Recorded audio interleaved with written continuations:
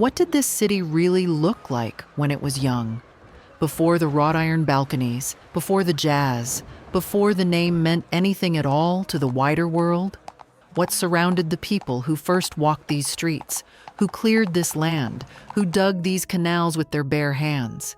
If you could stand at the water's edge in the middle of the 18th century and look inland, what would you see? What we're about to show you is a reconstruction, not a photograph, because none existed.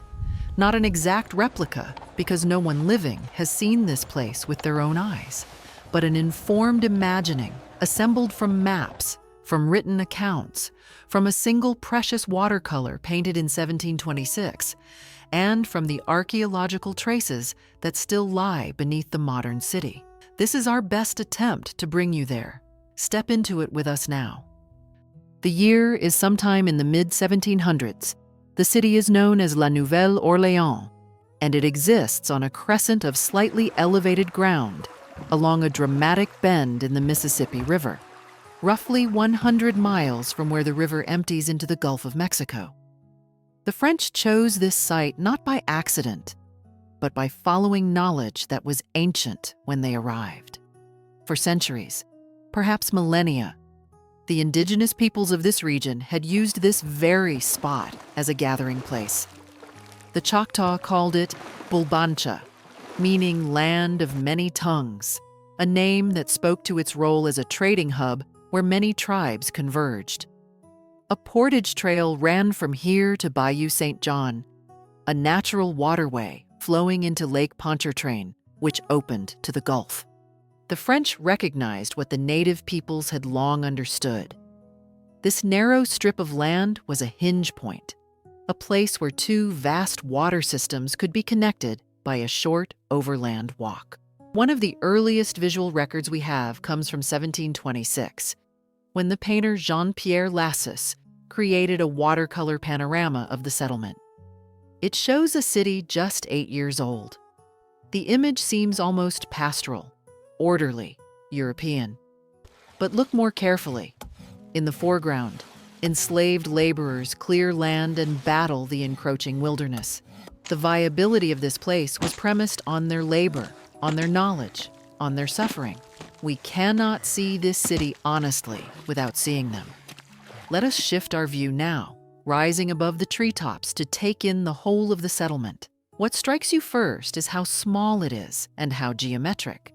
The streets are laid out in a precise grid, 11 blocks long and 7 blocks deep, each intersection meeting at perfect right angles. This was the work of the French engineer Adrien de Pouget, who arrived in 1721 and committed to paper a vision that would outlast the colony itself. At the center of the grid, facing the river, lies the Place d'Armes, an open square that serves as the city's beating heart. This is where soldiers muster, where announcements are read, where public punishments are carried out. It is simultaneously a parade ground, a marketplace, and a stage for colonial power. The square opens directly onto the Mississippi, and everything that matters to this city flows through that connection. Along the riverside, we see the wooden levee, a modest earthen barrier reinforced with timber. The first line of defense against a river that floods with terrifying regularity. Enslaved Africans and conscripted laborers built this levee by hand, moving enormous quantities of earth to raise the ground above the water. One historian has noted that Africans were the only segment of the arriving population capable of pulling this city out of the mud. They dug the drainage canals, laid out the streets, raised the levees. The city, quite literally, could not exist without them. Now let us descend to street level and walk into the Place d'Armes. On the inland side of the square stands the Church of St. Louis, the parish church that anchors the spiritual life of the colony. The original church, built in the early years, was destroyed by a hurricane in 1722, just 4 years after the city's founding.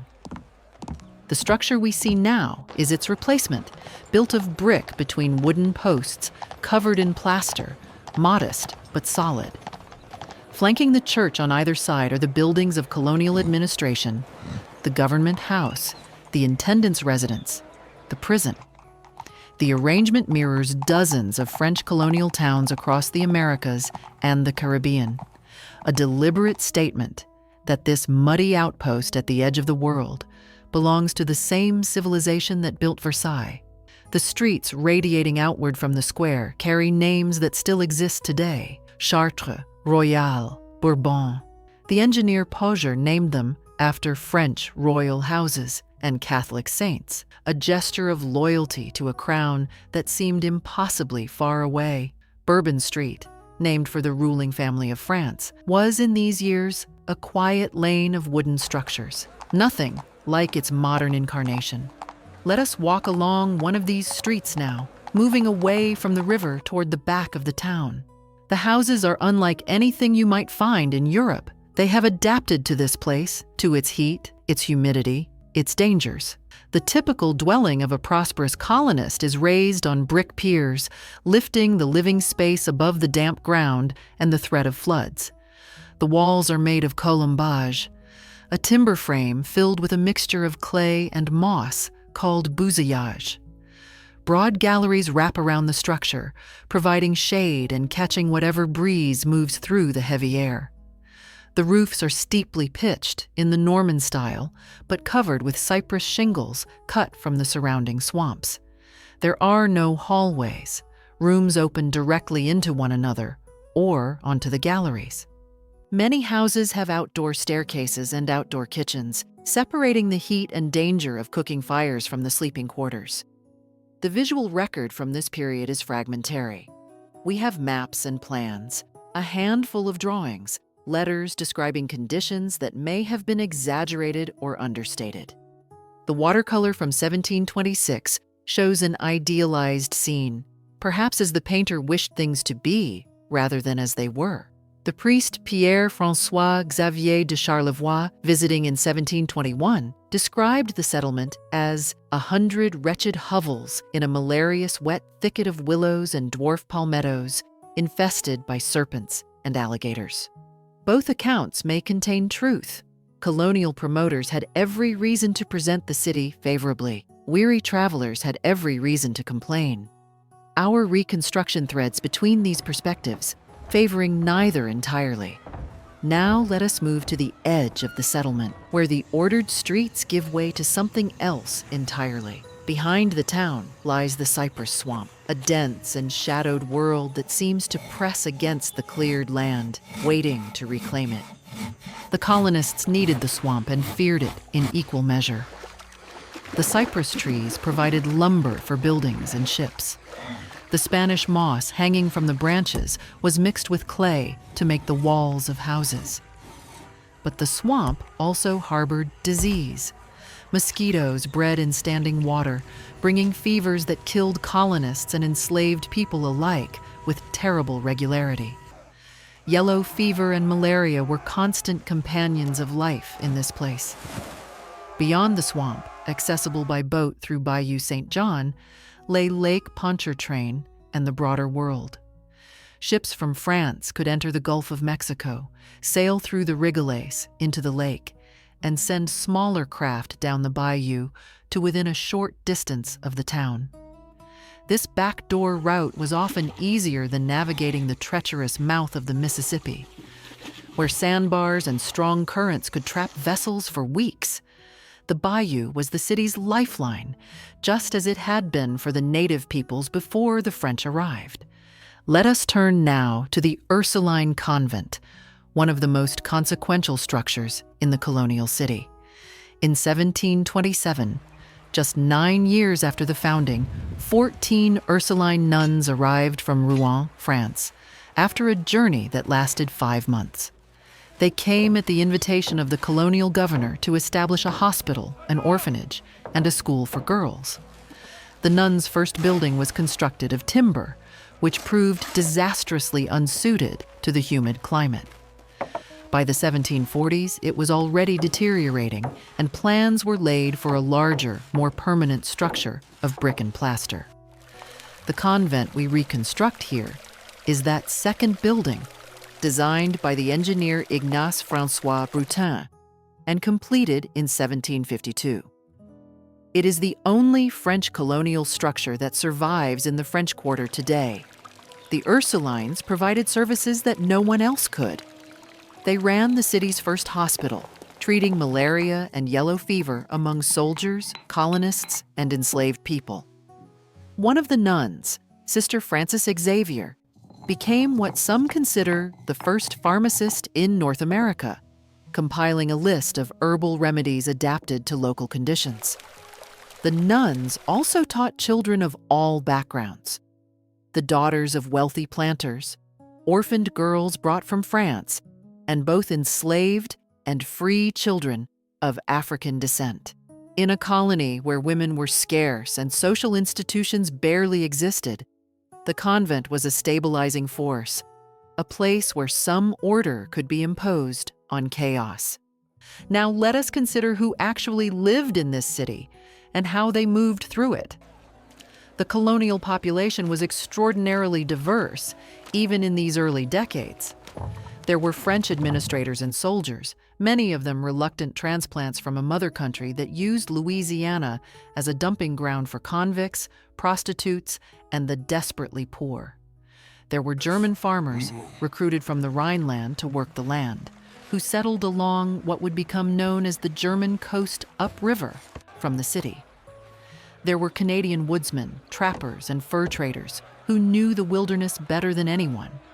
And there were Africans, brought against their will from the Senegambia region of West Africa, beginning in 1719, just 1 year after the city's founding. Between 1719 and 1731, more than 6,000 enslaved Africans arrived in Louisiana. Many had been farmers, artisans, or boatmen in their homelands. Because skilled French tradesmen were in short supply, newly arrived Africans were trained as coopers, carpenters, and blacksmiths. Some were hired out by their owners to work for others, occasionally keeping a portion of their wages. By 1732, enslaved Africans made up roughly 65% of the total population of the colony. The city also included Native Americans, some living freely on the margins of the settlement, others held in slavery alongside Africans. The French maintained uneasy alliances with surrounding tribes, trading goods for furs, negotiating for peace, and occasionally warring when negotiations failed. In 1729, the Natchez Uprising resulted in the deaths of more than 200 French colonists and triggered a retaliatory campaign that effectively destroyed the Natchez people as a nation. These conflicts shaped daily life in the city, creating an atmosphere of constant vigilance. Let us shift our perspective once more, walking down to the riverfront, where the work of the city is most visible. The levee is crowded with activity. Small boats and larger vessels cluster along the shore. Barrels of tobacco and indigo, the principal cash crops of these years, are loaded for shipment to France. Naval stores, tar, and pitch extracted from the pine forests are stacked and waiting. But the truth is that French ships were often reluctant to call at New Orleans. The value of what the colony produced did not match the expense and danger of shipping it across the Atlantic. The colony was a money-losing proposition for much of the French period, kept alive more by strategic ambition than by profit. When France finally tired of its unprofitable port, it did so quietly. In 1762, through the secret Treaty of Fontainebleau, King Louis XV transferred Louisiana to his cousin, Charles III of Spain, hoping to keep the colony out of British hands after France's defeat in the 7 Years' War. The residents of New Orleans learned of the transfer only later, and they did not accept it willingly. In 1768, they staged a rebellion that briefly expelled the Spanish governor. But the rebellion was crushed the following year when General Alejandro O'Reilly arrived with 2,000 troops and 24 ships. The leaders were executed. The colony became Nueva Orleans, a Spanish possession that would retain its French character beneath a new administrative layer. Let us pause here.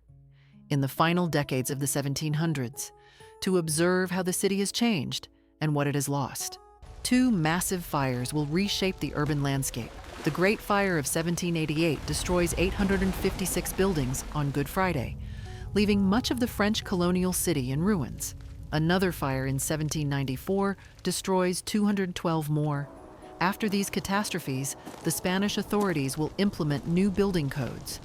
No more wooden exteriors, but brick covered in stucco, painted in the pastel hues fashionable in Havana and Madrid. Wrought iron balconies will replace wooden galleries.